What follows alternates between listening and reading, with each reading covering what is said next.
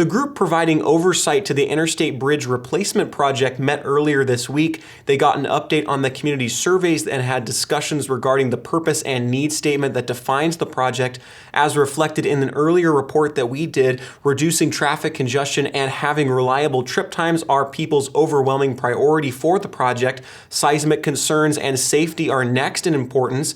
There was a debate about climate change and equity as well. Portland Commissioner Joanne Hardesty questioned Portland's continued involvement in the project. There was also back and forth discussion about reducing vehicle miles traveled as a goal for the project.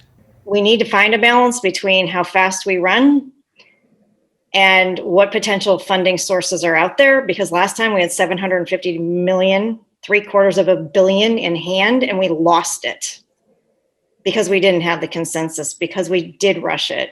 The second part is really on the VMT conversation, and Sean, I completely 100% agree that we need to have a bigger, better conversation as part of our goals and objectives of how we meet our GHG emissions, and EV should definitely be part of that. But I think VMT as a measure is also a really important part of climate change. And in this region, what we've tried to do is reduce the amount of miles that somebody actually has to travel through our land use and our transportation decisions, so that it's not a mode issue necessarily. It is actually, how do we make it so you don't have to drive as far to get where you need to go?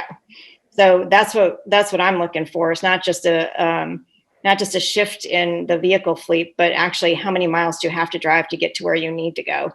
And so it's a combination of all these things, and it's cumulative, and I think they're all important. So thank you. The program administrator, Greg Johnson, said they are focusing on offering people options if people prefer transit or active transportation, meaning walking or biking. His team wants to provide people those choices. Go to ClarkCountyToday.com to read our full story.